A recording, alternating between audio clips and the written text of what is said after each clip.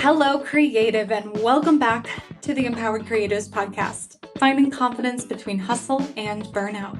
I'm your host, Victoria Hines, creative career coach, helping creatives just like you navigate those twists and turns in your creative career. This week, we've had her on the show before, or I've had her on the show before. I don't know what this proverbial we is, but I am bringing back a very wonderful friend of mine, Parisa Golchoubian, who is an artist, designer, and an engineer. She's the founder of two online creative businesses, including Artera and Artistic, which many of her wonderful artists who are part of Artera have been on the show this year. Through Parisa's businesses, she's assists artists and creatives at various stages in building successful careers that are in line with their creativity and enable them to earn a living from their work. Whether you are considering turning your hobby into a source of income or are ready to have your own website or sell your work through your own channels, Parisa can provide all of the assistance you need. In her business Artistic, she offers web design help to artists, while in her online art gallery Artera, she provides marketing support to artists early in their career.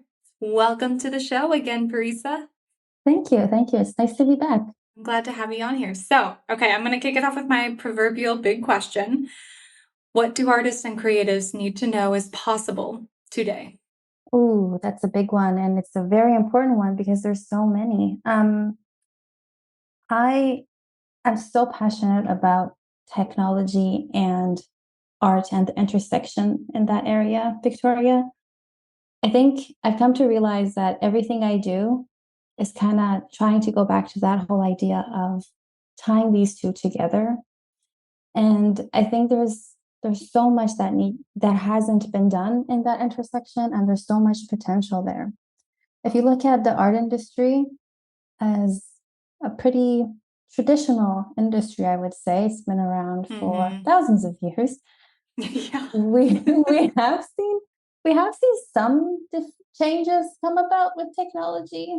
And I mean, everything is online, so it's no surprise that a lot is happening online for the art industry as well. But I don't think that really to the potential of what we haven't really played the full potential of what is possible for art, whether it's in creation, because I've been recently playing more with the Procreate app, and I'm really amazed by how much you can create on that app. Or if it's for your marketing and building your business, there's so much there.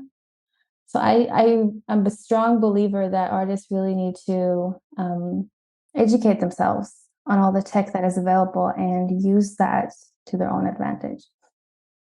Yeah, I'm 100%. I think that's something I noticed even in the theater world was with technology, there's been this massive upheavals in so many other artistic fields. Like music is the easiest one to point to. You have things like Apple Music, Spotify, like the way artists can deliver their music to the world now is a little bit more democratized. And now there's pluses and minuses to both.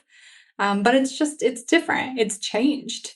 And you even have instances like Taylor Swift, like re-recording her previous albums that were owned by a studio and was like, nope, we're moving the rights under myself. So, I mean, the entire industry went through a massive upheaval. And you see things like even like the writer's strike and with SAG-AFTRA and how all of these different fields are sort of navigating, like, what is that intersection? How do we use this, adapt to this? But what's fair? What are the expectations we're going to set with each other?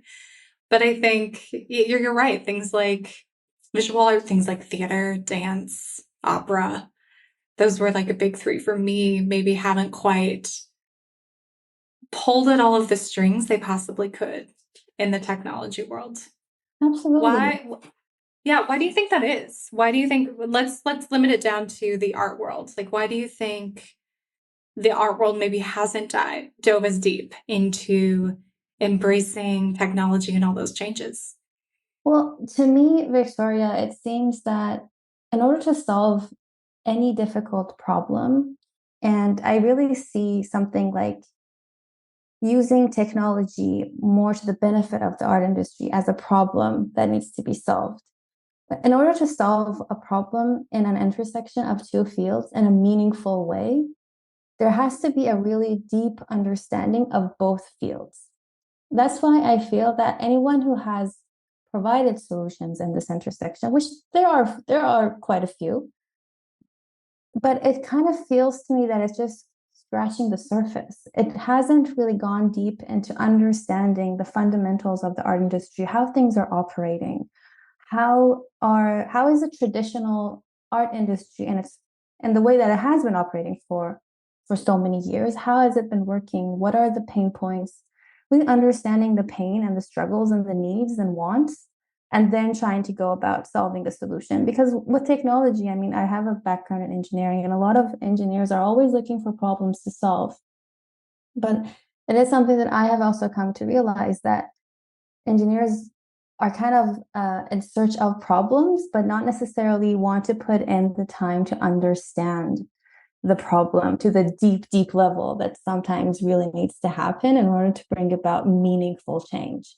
That's why we see so many online art marketplaces popping up. Like there's no shortage. There's so many of them because it kind of seems like the most obvious solution when somebody wants to sell their work online. They're like, yeah, do you need an online art marketplace? We're going to build you one. And that's what they've done. And there's so many. But when you go into, if you go deeper than that, if you kind of see, okay, then why haven't been artists selling on these platforms? What's the struggle there?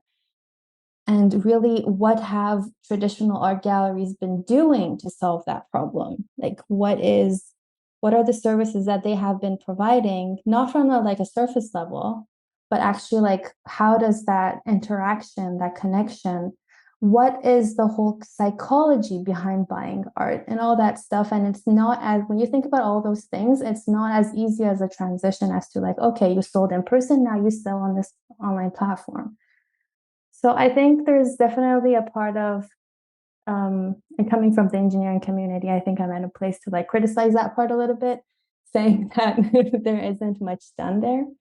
But I also think there needs to be a little bit of openness for the people on the other side, being the art industry, to also be willing to say yes to change and be willing to actually try out some new ways of doing things, which doesn't necessarily always happen as well. I've also experienced some resistance on that part, trying to innovate in this space. It does sort of feel like we get into, or I've been in communities with artists where it's easy to get into the comfort zone of creating, and that's all that's important. And, especially if you're just using creativity as an outlet, 100%, that's all that's important. But if you're looking to level up, or you're looking to sell your art, or if you're looking to make a living from your craft, there's a whole other level of skill sets, competencies that go on top of that I think end up being missing. So it's fascinating that you're kind of like seeing the resistance, like adapting to technology or embracing technology as being almost one of those like skill sets and competencies to running an art business, frankly, in this day and age. Would you say that's kind of true? I would say that's 100% true. Like, look at all the tools that are available to us. Just something as easy as building a simple room mock-up for your visual art, like putting your painting in a beautiful space for someone to see, okay, this beautiful painting, how would it look like in a room with decor and interior design and all that stuff? There are so many apps that have made this process insanely easy. Like, it's so easy to do something like that, but I meet so many artists that have never heard of apps like that. And the amount that the app can help them really just enhance the experience of someone purchasing their work online is really something that cannot be overlooked. And it's the same story with a lot of different things. And I mean, there's always the whole business side of running an art practice. Victoria, I love that you brought that up. Is like there's a lot of resistance there for artists, because artists usually just want to create their work.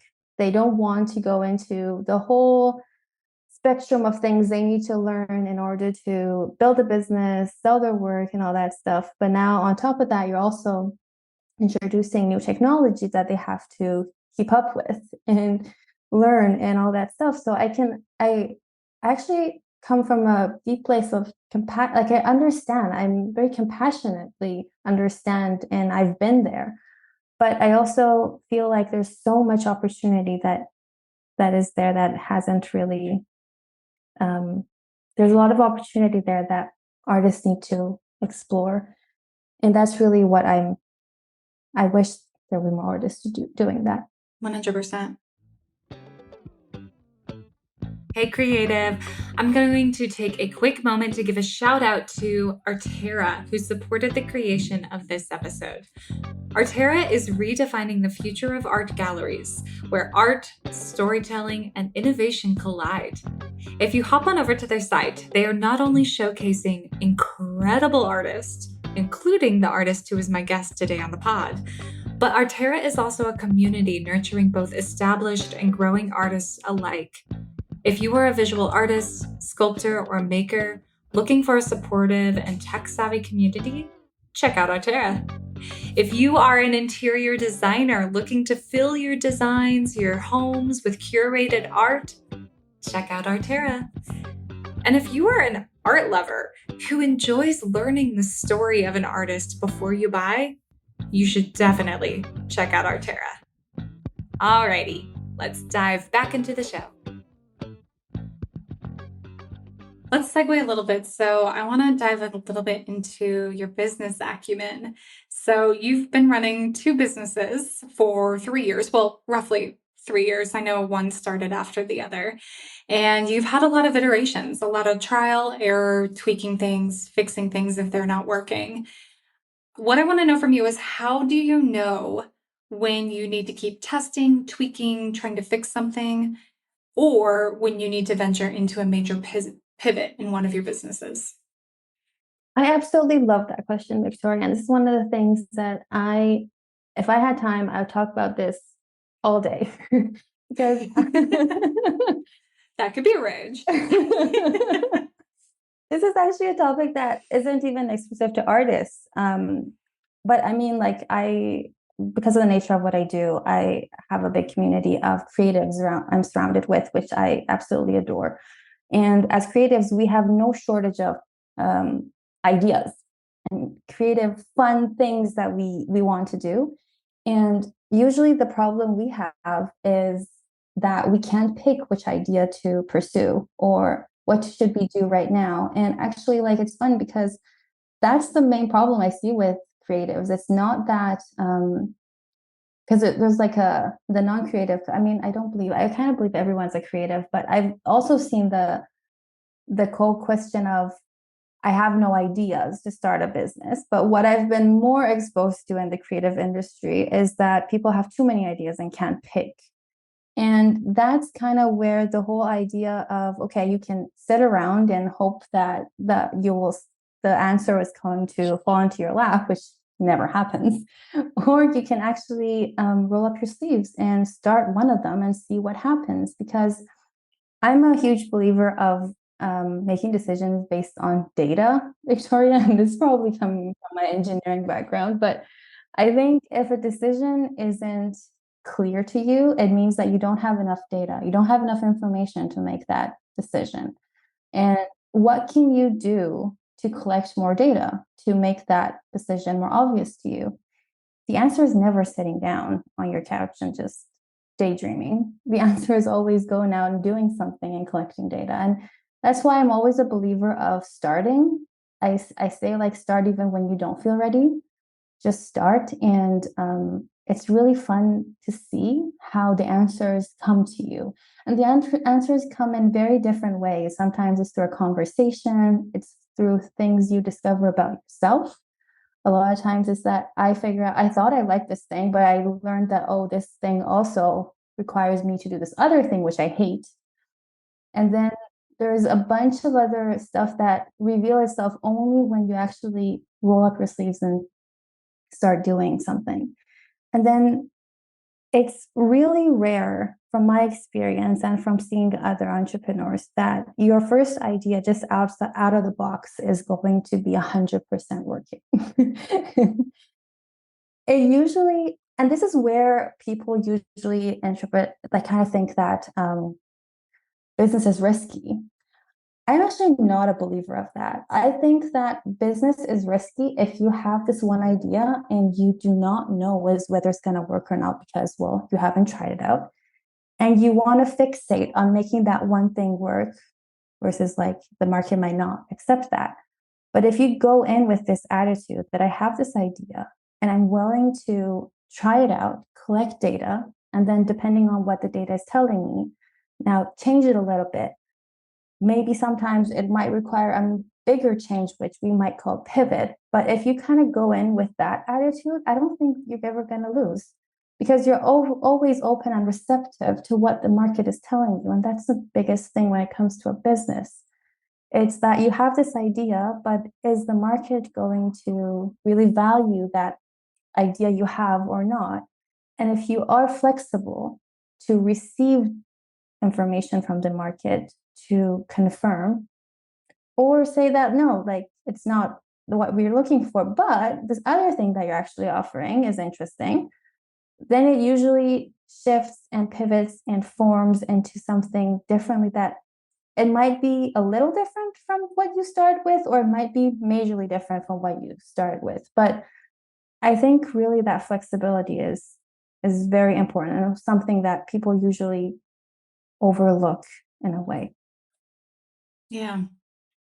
Oh my gosh, you just touched on so many points that I wish I could double click into, but I think the idea of testing and relying on the data is so important. And I feel like an amateur compared to I think some of your skill sets as far as like collecting data. But it's true. And I from a career coaching perspective, that's a big realization I had in I would say like 4 or 5 years ago was you sort of get thrust into making a decision to go to college. And I don't remember what the number is, but a huge percentage of us do not end up staying in the same career path we chose when we first, let's say, started. And that doesn't mean it's a bad thing, but it does mean we started and we tried something. And you almost have to pick up the data and then try the next thing. And what I've slowly started to realize is the more you can test before you, let's say, invest 4 years and $120,000 or dump, $300,000 into a business, starting a business that you don't know if it's going to work or not. Which, I mean, hey, if you are a millionaire and have that money, go for it. But I think most people listening to this podcast do not. But I think you're touching on this really beautiful point of, and I'm going to double click on it, like you can't just sit on the couch and just have ideas. You're never going to know what's the right next thing. You almost have to try it, launch it, see what happens, go from there. Absolutely. And I love what you said, Victoria, about budget and finances being a big part of this because I agree. But I think going back to where this conversation started, we're in a very interesting point in history. I think that's the cost of starting a business is like literally a few subscriptions. It's like versus like if you think about the past, like if somebody were to, I mean, even today, if you want to start a brick and mortar business, you still kind of need to pay rent, pay for utilities, all these things. But with everything that the online market has really made possible for us, the cost of starting an online business is really just the cost of maybe having a website, maybe a few subscriptions to, I don't know, to make some of the day-to-day of what you're doing easy. It's really not that much. And I'm always amazed by what little money you can start a business. And we've seen so many people do it. We've seen people from their couch, like in their house, start $1 million companies. And I think that's so fascinating that technology has made that accessible to us these days. But even in the online space, and people usually, I think this is another thing that it gets overlooked is that when you say online business, there's only like a few models that pop into people's mind, versus there's such Mm-hmm. a range there too. And there's so much you can experiment and iterate. And like usually I find that people think, okay, so either an e-commerce store, it's like coaching business, or it's a service. It's like, but I've seen people start some really creative things and the in between of these. And these creative ideas, I promise you, never come from somebody just sitting around and thinking about them. It's always from someone who's starting something, and then while they're offering that, they notice that they keep getting asked about this other thing that they didn't even think was a big deal in their business. And then they start to expand on that part, and then that becomes a major hit. So I would say, like, yes, just start. Like, that's the number one thing that anyone who comes to me, and quite a few people do come to me and ask, like, okay, is this a good idea? And I'm like, how would I know? I, I'm not in your market. I am not your target audience. It seems like an interesting idea to me, but you will really only know once you actually put it out into the market and see how people respond. So essentially what you're saying is successful ideas don't come from a vacuum. Nope. I had to like narrow that down into like a little like one-liner there. I love that. Absolutely. Mm-hmm. And I'm So speaking of, oh yeah, no, keep no, going. I just wanted to, like, exactly to that point, Victor. I'm still iterating. Like, I still find that Mm-hmm. even 3 years in business, I still find myself iterating because we're always launching new features, new sides to our business, and we're always trying to optimize it even further. So there's like, this is a process that I think you need to fall in love with. You need to fall in love with the idea of experimenting and kind of put on your scientist coat and just look at it as like an experiment. I'm going to try this thing. But there's also a point where it might be worth mentioning too, Victoria, is kind of healthy detachment of the idea, you know? Is like, if this Mm, doesn't work out, not to get too heartbroken. Um, there's so yeah. much personal growth in running a business, so I can talk about all that for in another session. Oh, I know you have so much wisdom.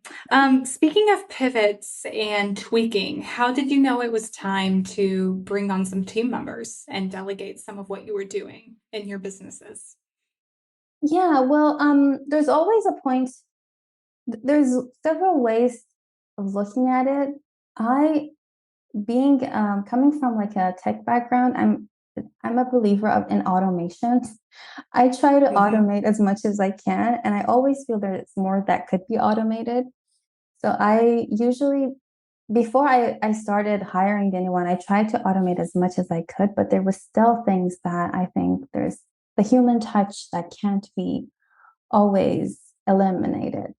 So there's that part, and there's also some creative stuff to every business, that there's marketing, there's creative stuff that really can't be, at least right now. And I kind of don't see this going anywhere either. There's a human element that needs to stay in there, but it's also something that is repetitive enough that it's easy to teach someone else to do. So Mm-hmm. there's an element of being able to give someone else a formula. This is one of the things I've come to learn, because when my first hire, I kind of expected the person to figure it out. But as I've had a team for over a year now, I've come to realize that it's really helpful if somebody knows exactly what you want, and then what parameters are, what the process is, and then um, they can be creative within those boundaries. And then as they become more comfortable and kind of feel like they got things figured out, then they you can always like benefit from them starting more and having taking more initiative and bringing forward more creative Mm-hmm. ideas. But also an element of me as a business owner. I My time is very limited, and I'm always this is like a constant thing I'm juggling, is about the fact that my time is limited, and where is my time best spent to really Mm-hmm. push the needle forward. And I'm a creative. I love all parts of a business pretty much. So it's always hard to choose. And there's also an element of letting go control, which isn't Yep. always easy. But I've had to convince myself to that this thing here, yes, someone else might not be able to do it 100% the same way you do. But even if it's 80%, that is still fine. And your time is better spent doing this other thing that no one else can do right now. And it requires you, the founder, to be doing that.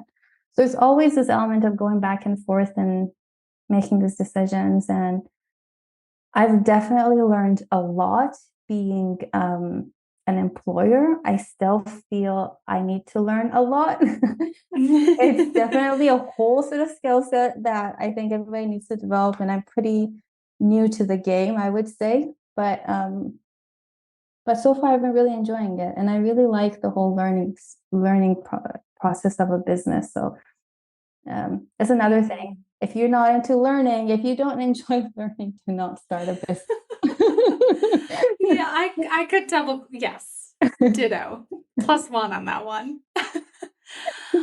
Speaking of learning, I know an area I am probably the weakest at. Okay, let's say correction. I have a lot of knowledge around, but don't always, have the same brain as some people who live in this space, and that would be marketing.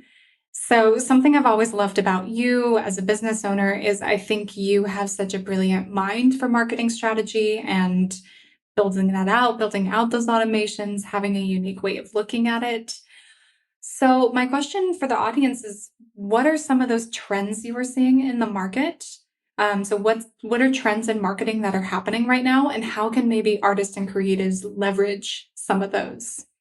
Yeah, well, I think when it comes to marketing, I look at marketing a little differently than maybe if you ask a quote unquote marketer. To me, marketing, and from working with artists, I've noticed this, is that if there's a trend out there that everybody's saying that this is the thing, you need to hop on this. But if for whatever reason that is not your thing, you don't feel comfortable about it, there's no use. You might as well just stick with the one thing that you're very comfortable with and you will be consistent with. Because marketing, it's one of the things I hate saying, but consistency is really key with when it comes to marketing. And there's so much that could be done. There's always a new app, a new something that is coming out. Um, and you can always try to follow that. And there's value in that. I'm not saying there's not, but what I've usually seen is that the artists that are the most successful are the ones that have picked one and have really been consistent with it.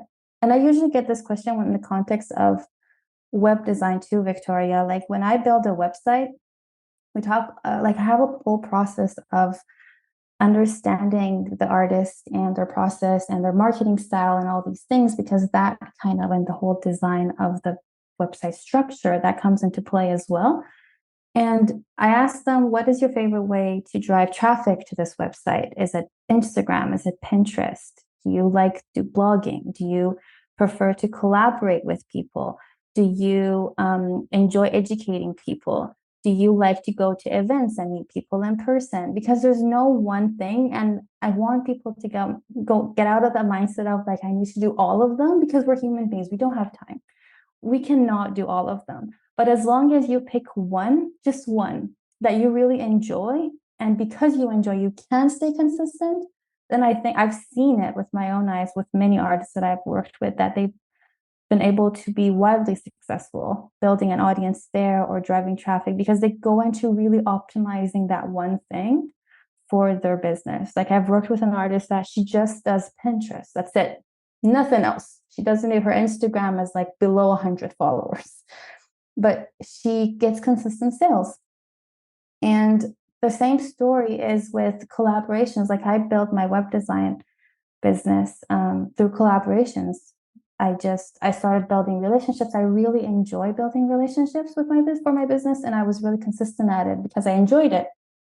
So that really allowed me to get in front of other people's audiences, and I would share my knowledge about web design and marketing, and that would really bring a lot of clients my way. So I think there's a whole element of that. But you asked about trends, Victoria, so I don't want to leave you without an answer.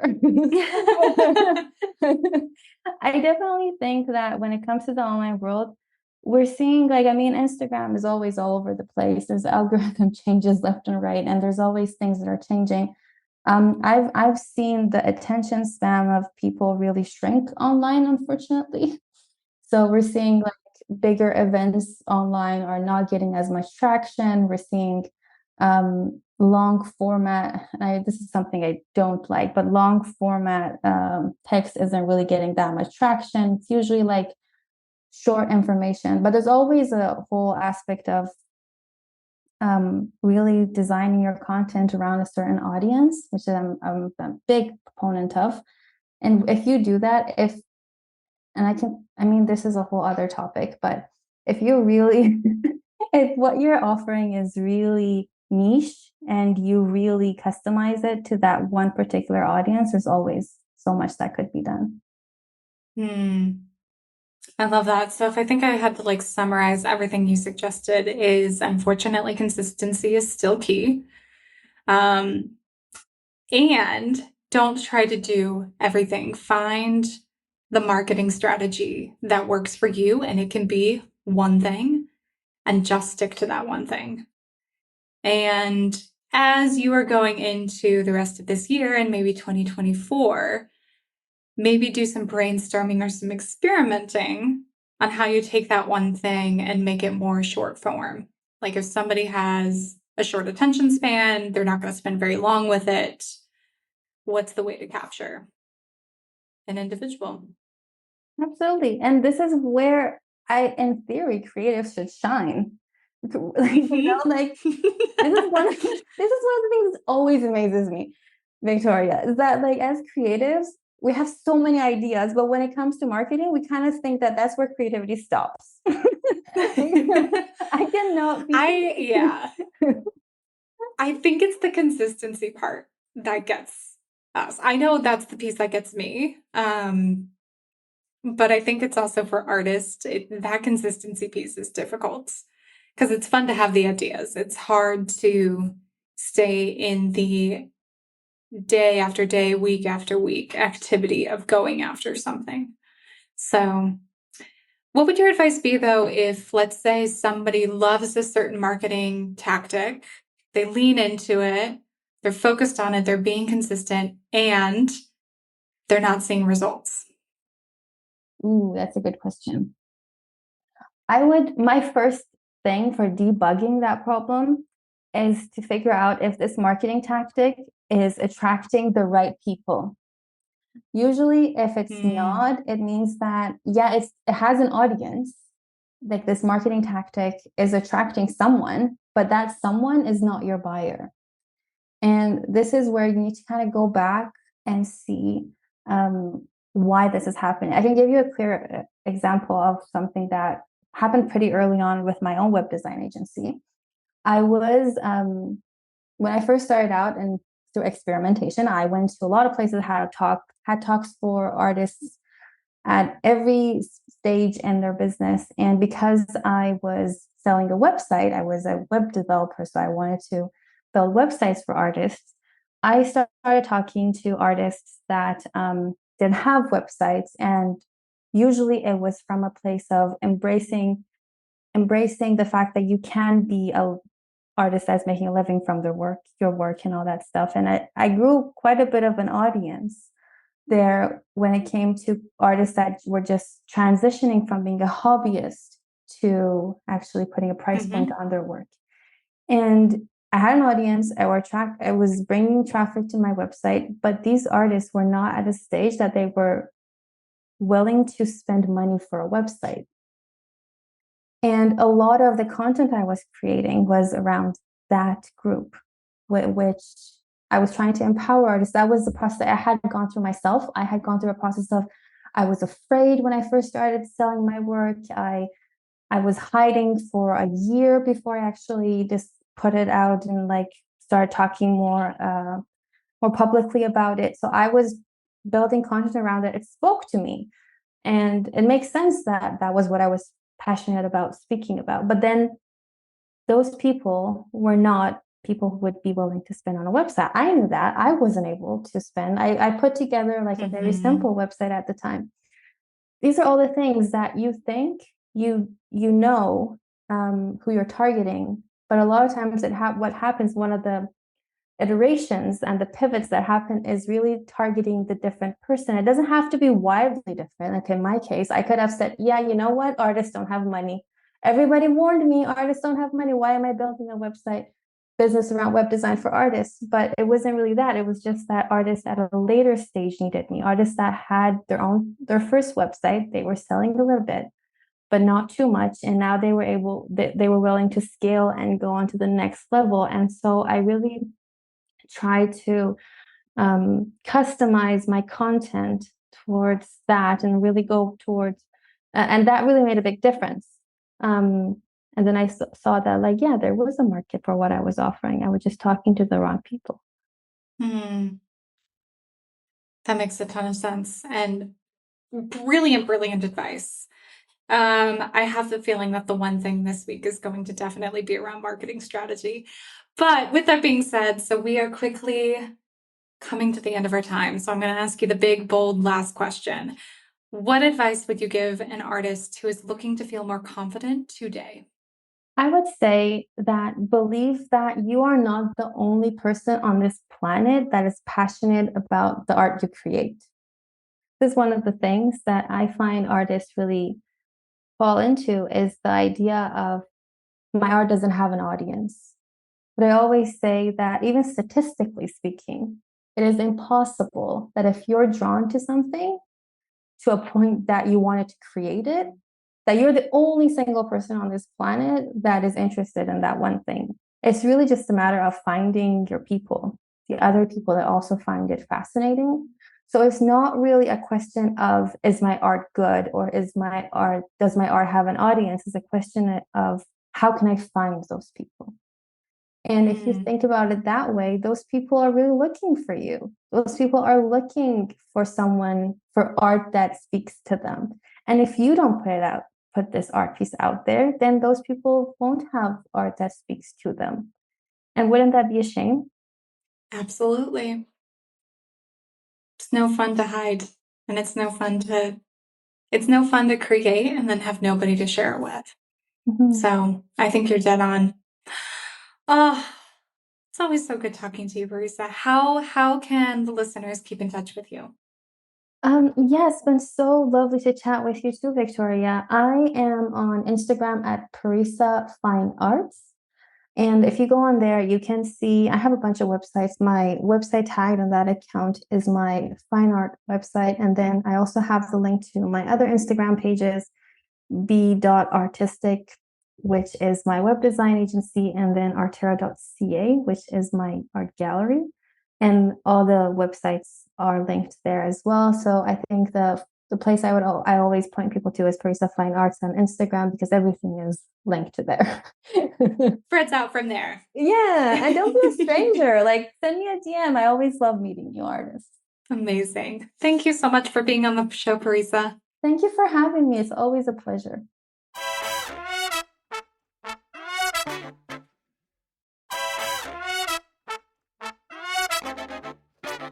All right, creative, here is your one thing this week. Consistency is key in marketing, and consistency is hard. Out of all of the marketing strategies you have tried in the past, which one did you enjoy the most? Is there a way you can be more consistent with that strategy between now and the end of the year? I want you to roadmap that idea. Also, a little bonus strategy. Can you make that strategy more short form? Now, if this is going to events, that's probably not going to carry out that way, but maybe if it's video, writing content, how can you shorten the form to make it a little bit more bite-sized for the market trends going on? All right, creative, don't forget to rate, review, subscribe if you've been enjoying these episodes of The Empowered Creatives. And until the next time, stay creative.